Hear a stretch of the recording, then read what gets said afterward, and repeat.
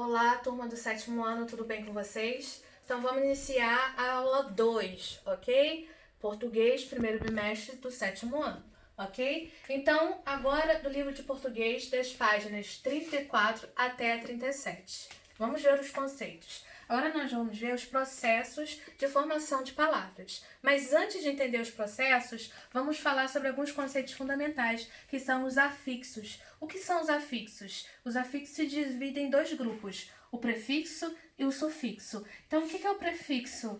O prefixo é o pedacinho de palavra que vai entrar na frente de uma palavra. Por exemplo, eu tenho o verbo fazer.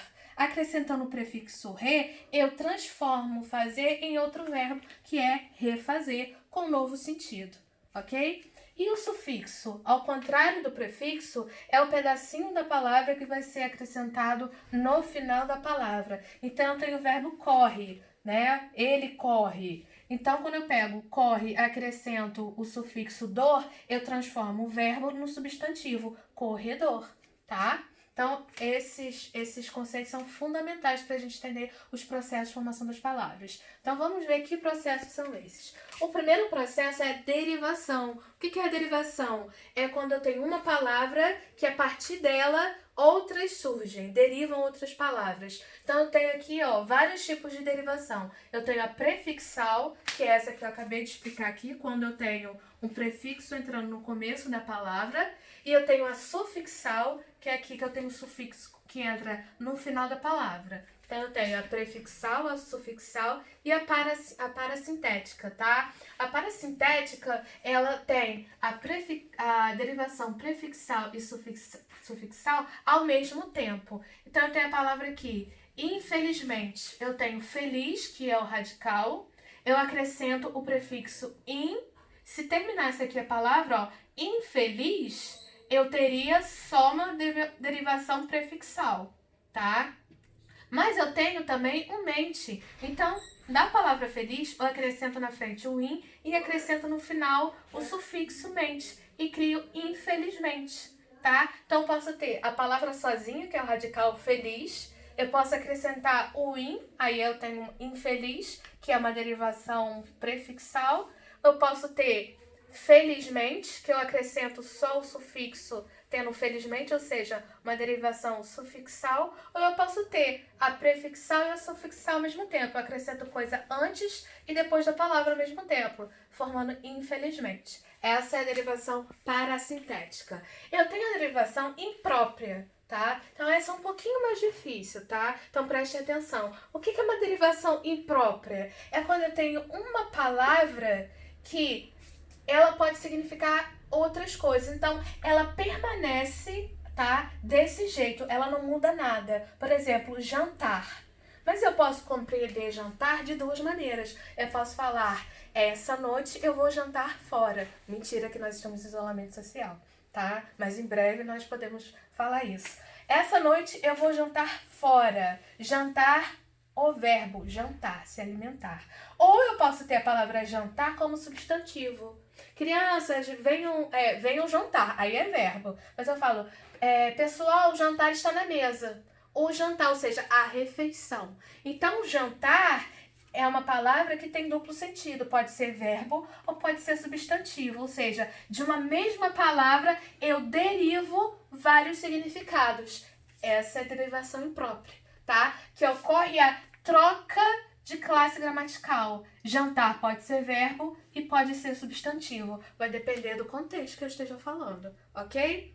E a derivação regressiva, tá? Regressiva de voltar. Ou seja, eu tenho uma palavra que deriva, que forma outra palavra. Mas essa palavra derivada, ela é menor que a palavra primitiva. Por exemplo, botequim. Botequim é tipo um barzinho, para quem não conhece. Então, botequim deriva boteco, tá? É a mesma coisa que vocês conhecem, vocês falam. Eu tenho a palavra professor. Você fala, professor, professor radical. Mas se eu aplicar a derivação regressiva, tem muitos alunos carinhosamente falam, prof, né? O prof, né? Então, prof e prof são curtas, palavras curtas, que são derivadas de uma palavra maior, que é professor. Nesse caso, eu também tenho a derivação regressiva, ok?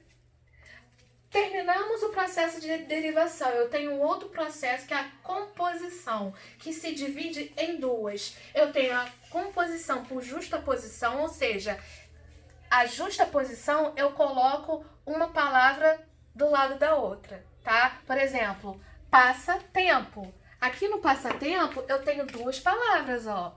A palavra passa e a palavra tempo, só que elas são grudadas. Então eu posso dizer que essa palavra passatempo é uma palavra com processo de composição por justaposição. Eu coloco uma do lado da outra. Mas eu posso colocar uma do lado da outra por justaposição usando o hífen, arco-íris. Tanto nesse caso quanto nesse caso, passatempo e arco-íris, as palavras estão uma do lado da outra. Só que aqui ela tá grudadinha e aqui ela tá com hífen, ok? Aglutinação, tá? Aglutinação é o processo de composição que eu também coloco uma palavra do lado da outra. Só que nesse caso eu tenho alteração da palavra. Ela pode perder uma letra, pode perder um acento, tá? Eu tenho alteração da palavra. Por exemplo, água ardente, tá? É uma bebida alcoólica. Água ardente. Percebam que água ardente ela é formada pela palavra água mais ardente. Só que aqui, ó, tanto água quanto ardente tem um A. A palavra água termina com A. E a palavra ardente inicia com A. Só que eu não posso colocar aqui água ardente com um A do lado do outro. Então, esse A aqui de ardente, ele é cancelado. Então, eu tenho água ardente. Um A só aqui, ó, para os dois. E eu tenho a perda do acento da água. Ok? Então, é um processo de aglutinação. Tá? Eu tenho uma palavra da outra, mas eu tenho perda aqui de acento ou de letra. Por último, eu tenho o terceiro processo de formação de palavras, que é o hibridismo, tá? Ou seja, é quando eu tenho uma palavra que ela tem partes de outras línguas. Por exemplo, automóvel. O auto vem do grego e o móvel vem do latim. Tá? Então, eu preciso decorar isso? Não, é conhecer, tá? Porque novas palavras estão surgindo. Nós estamos absorvendo muitas palavras da língua inglesa, tá? E em breve eu darei mais exemplos ainda de hibridismos. É importante vocês entenderem que eu tenho duas partes formadas de palavras que vêm de outro idioma. É o hibridismo, ok? Então, repetindo, se vocês não entenderem o conteúdo, voltem o vídeo, assistam de novo e depois, se não tiver entendido completamente, entre em contato com o grupo, né? Através do grupo do WhatsApp, que eu tiro todas as dúvidas que vocês precisarem, tá? Juntando da aula 1 com a aula 2, é para vocês fazerem os exercícios, tá? Da aula 1 e da aula 2. Páginas 30, 34, 38, da 40 e 43. Essas páginas aqui abrangem os exercícios da aula 1 e da aula 2, ok? Obrigada pela atenção e nos vemos na próxima aula.